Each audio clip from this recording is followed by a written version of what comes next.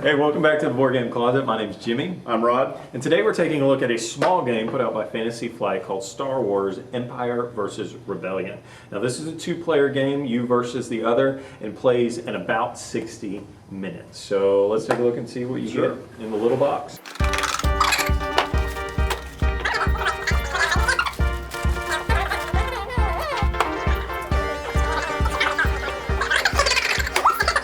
So this is what you get in Empire versus Rebellion. Rod, you want to tell us about the components? Sure. Card game. So basically, cards. Cards. The artwork is scenes taken from the movies. The cardstock itself it's nice and thick. It's got that good wax component or whatever it is they They're like do. linen, yeah. The pictures overall are pretty good. There's some in there that are a little dark, but all in all, they're really, really good. I like the artwork on the back when they have these Rebel or the Empire or whatever other card it's going to be, but quality is very good.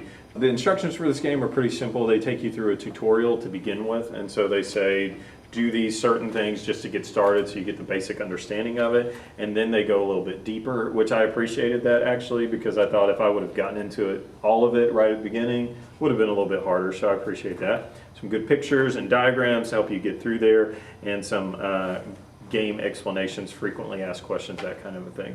It's really a simple game once you get into it. The understanding of it, it's kind of similar to blackjack. You know, you're trying to reach a certain number and not go over, and there's a struggle between it. So let's tell you how to play the game.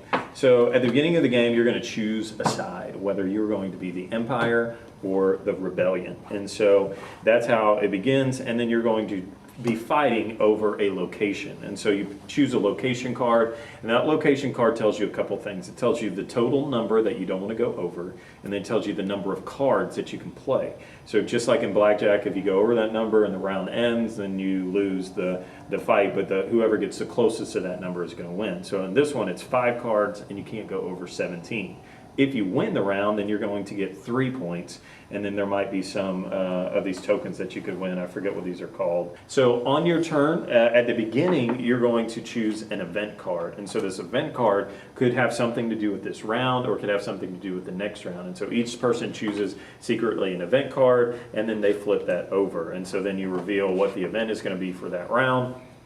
And then you're going to draw cards and play them onto the table in front of you. And so you play a card. So on your turn, you can do a couple things. So you can play a card, you can activate a card, or you can like use one of these tokens to reactivate a card, or whatever the words are. Forgive me for not knowing the exact terminology there, but that's pretty much it. And so you're going to play a card onto the field, and so then that gives you a number on the card and tells you how much you have. And so this particular one says it's worth 5 points, and then it tells you that I can discard one of your opponent's resource cards of your choice.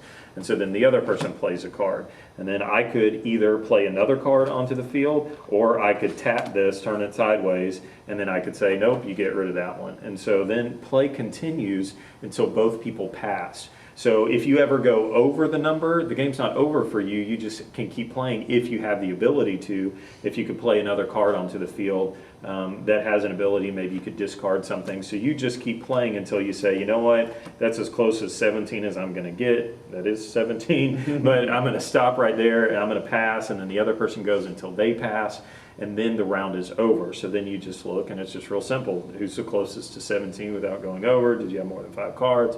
Okay, you win that event. So now I have 3 points, and then you clean up, and then you go again.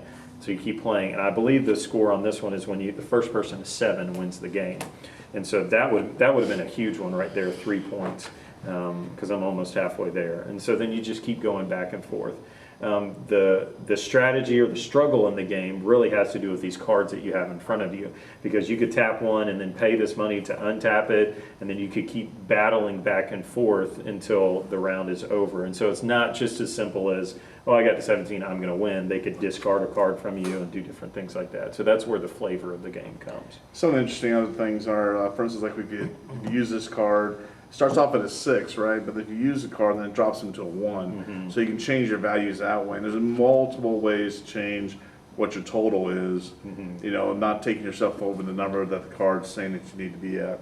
So I thought that was a pretty neat touch to it. Like with the artwork, fantastic. So what do you think about the playability of it? I think it's not a complicated game at all. It plays pretty quick. They said 60 minutes on the box, but I just don't see it being that long at all. So the games that we have played have gone pretty quickly if you're trying to get to 7 points. And maybe you could extend it if you wanted to, go beyond that. But probably that's about the limit of it. It could, because it's not that complicated, not that difficult, you're going to play it for a little bit and be like, okay, let's move on.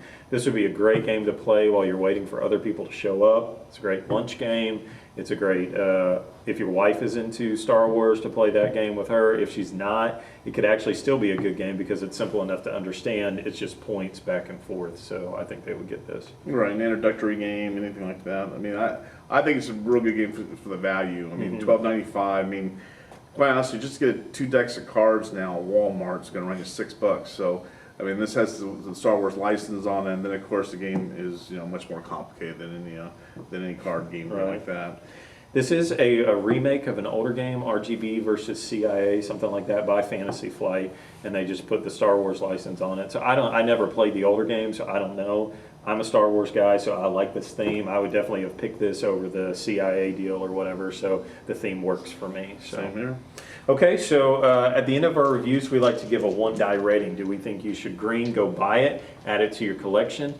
White, maybe you wouldn't buy it, but you definitely play it. And then red means you wouldn't buy it and you wouldn't play it because you hate it. So we give a 1-die rating, and we say go. It's too green. Hey! What do you know? Shock. Star Wars. Star Wars. Well, you can't give it anything but a green, right? Fantasy Flight. Fantasy Flight, Star Wars, not expensive. It's got to be a green. And it plays well. I think that works for us. There we go. I think that's true. I think the people that wouldn't like this game are people that maybe wanted something a little bit deeper, a little bit more than what it is, because you could just say it's just blackjack. Well, Tim's on here, so if Tim were here.